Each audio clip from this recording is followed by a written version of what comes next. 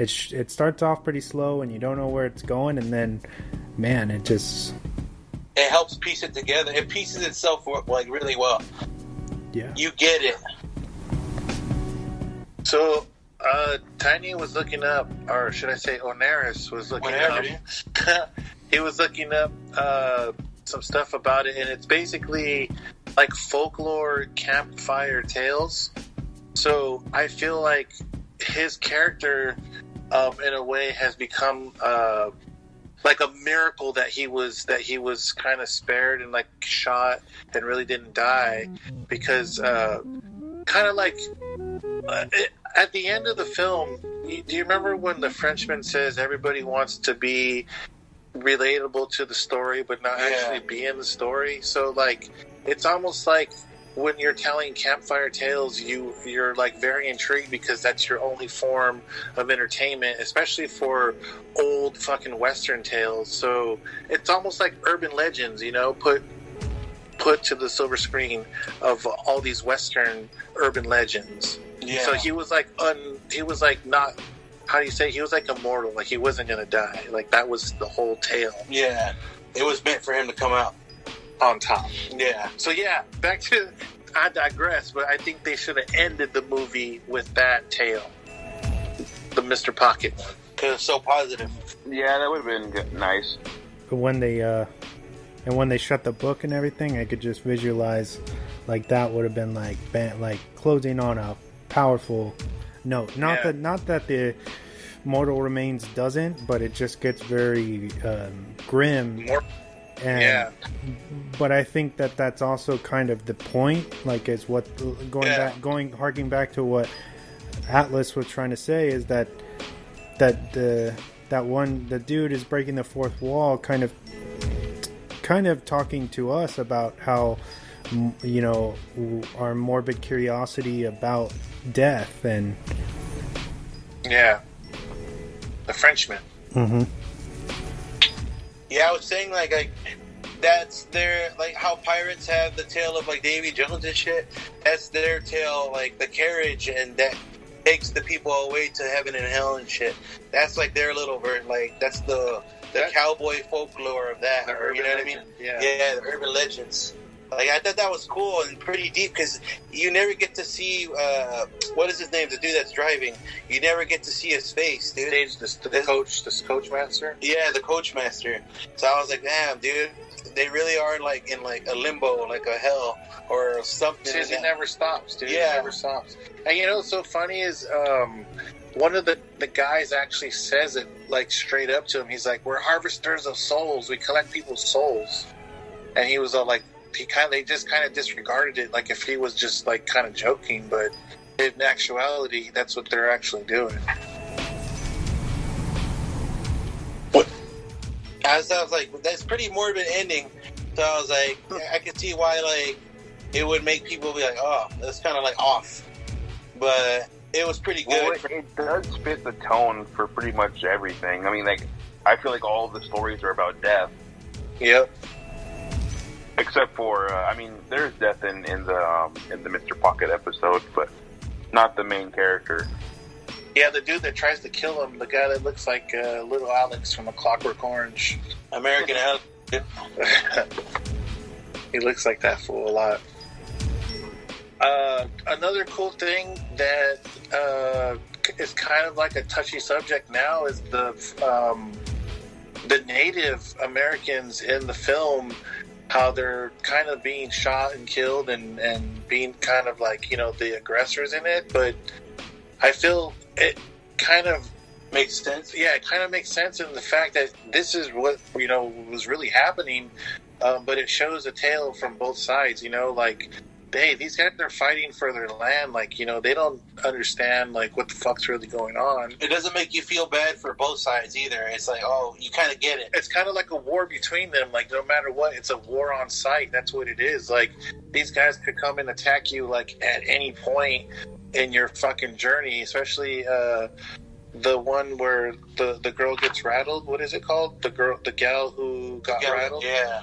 And it shows you, like, the Oregon Trail. This was the frontier, so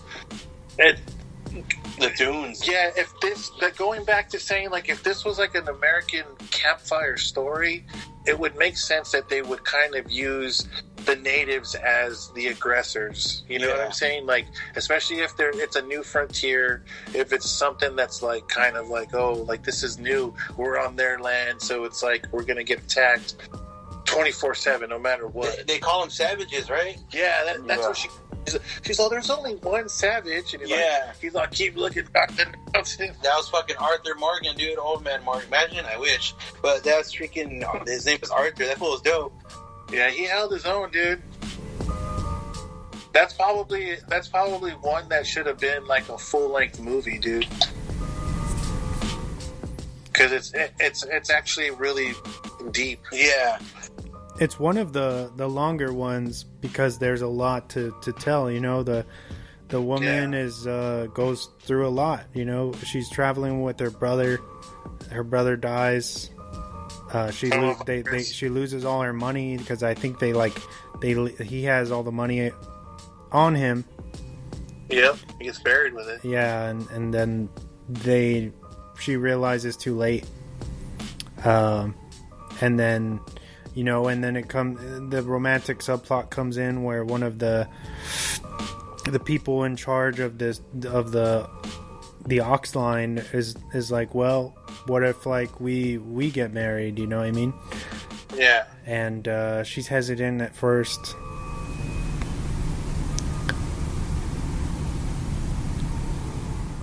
Hello? Yeah. Oh. Hello. Yeah, she's hesitant at first, and then she's like, all right, I'll take you up on your proposal, you know? And then that's when things go south. It's all the dog's fault, you know that, right? Nah. Damn dog. You know what I would have did, dude? If I were her, she, you know what? She didn't really step up to say, you know what, that's my dog. Because she's like, no, that's my brother's dog, blah, blah, blah, blah, blah. If she really cared about that fucking dog, I would have tied the dog up in the wagon with me and, like, kept it with me and took care of it while the whole time. That way, it wouldn't have been out there fucking it up for everybody. Barking. Because she went off the trail a long ways with a horse, dude. Yeah, you notice how far they go? Like, when the guy, Arthur, tries to find her, it's pretty fucking far, dude. It's not just over yonder. Yeah, it's like she uses a horse, dude. Yeah, dude, it's like a fucking way off course. Like, you're in Sharkland, bro. Like, you stay on course. And if you hurt a fucking dog all the way out there, what the fuck? Come on, man. Like, what really happened, huh? Between there's like a little time period that you don't know what happened. Like, yeah. Well, anyways, they should have gotten rid of that dog, man. Just like in fucking Tombstone. Would somebody get rid of that fucking dog? That's what they should have done, dude. It was the obvious choice. It was the man's fault. Remember, he missed, supposedly. I know, I think he did it on purpose. Yeah, he wanted to score some panties, dude, but you know. What's his name, Mr. Knapp? Yeah, Mr. Knapp, dude. Mr. Knapp should have shot the dog like he said. Now you know he's a liar, he can't be trusted. Man. You're cold-blooded, man. Cold-blooded. I hope the Coen Brothers are listening right now, or I hope they listen. That'd be cool. But yeah, dude. That's basically the Ballad of Buster Scruggs, dude. Scruggs? Fucking... What would you guys rate the fucking film, dude? 9 out of 10. I want to give it a 10, dude. For sure. Just dive in on a 10, huh? Yeah, dude, because, I mean, I haven't, like... it's a good variety pack. You know what it's like? It's like, all right, you go to a brewery and you say, I don't really know what I like. I want the flight. Yeah, you get a flight. And this right here is like all of the Coen Brothers, like everything that they can put together. I haven't seen like 3 of the major films that they've done, like No Country for Old Men and True Grit. But I really do love Oh Brother, Where Art Thou? I really do love The Big Lebowski. I really do love this film. And I like everything about the movie. I love the music. The cinematography is really cool. The actors are really, really cool. The dialogue, the special effects, Everything. Story, the storytelling, and the fact that it's a Western, it really takes me back to a time where it's not like that no more. Yeah, like modern day tales are cool every once in a while, but like this kind of takes you back. Like it takes you to a different place. You know, just like the guy was saying, you want the story to be relatable and kind of be about you, but not about you. So you envision yourself being there. Yeah. Like, I really wish I was there with Mr. Pocket. That would be really cool. Helping him out and shit. Yeah, dude. That would, imagine a day in the life of a fucking gold miner and doing all that shit on a fucking donkey. He was eating good, dude. Living good until he got shot in the back. Fish and owl eggs, dude, all day. Fish egg omelets. Like, this movie done shit like I think no other movie thought of, dude. There's a lot of good stuff in this movie, dude. I'm giving it a 10, man. What about you guys?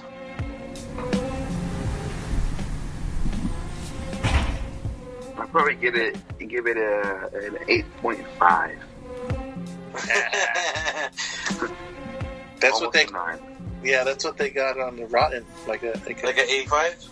89, I want to say. Yeah, I was about to say I'm gonna give this movie a 9 personally. I think it's pretty good, dude. It's gonna hold up for a while until the next best Western, dude. We forgot to eat Westerns with this too, dude. Oh yeah, this is definitely a movie you can eat the Western with the Western, because everything about this movie. Yeah, if there's somebody out there that is itching for a new Western that has a lot of good familiar tales and twists, but still unpredictable and still a Western, and to grab a modern day person in 2021 that wants to watch a Western, watch The Ballad of Buster Scruggs. Yeah, highly recommended. I'll give it a 10. Wesley, what do you give it, man? I think I'm gonna go. Before I heard James's rating, that's what I was thinking. An 8.5 for me. Okay, awesome. 8.5. Hey, dude. That's still really good. It's all high numbers around, dude. Still. But yeah, dude. This was fun to talk about Ballad of Buster Scruggs, dude. Do you think it should have, or was it a box office release? Did it ever get released, or just straight to Netflix? I believe it was nominated for something, and to be considered for that, you have to have a theatrical run.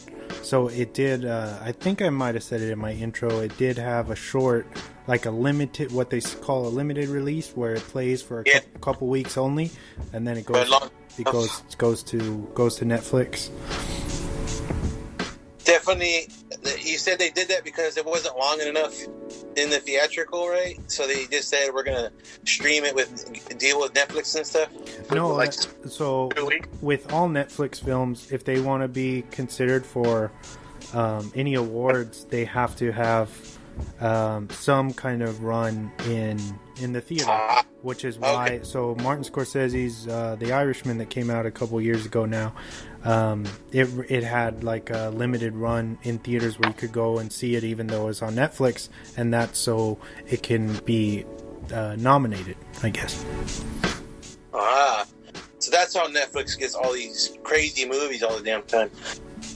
It makes more sense now. So they have to have a limited run in the box office for at least a minimum of 2 weeks in order for them to be eligible for a nomination for an award. Mm-hmm. Huh. Interesting. Like, you have to run with the big boys. You can't just go. You can't just go straight to video. Even though I think for this, because this, 2020 was so weird, the Oscars, I think they kind of suspended those rules because theaters obviously weren't open. So, yeah, discounting that exception, that's how it usually goes. Back in 2018,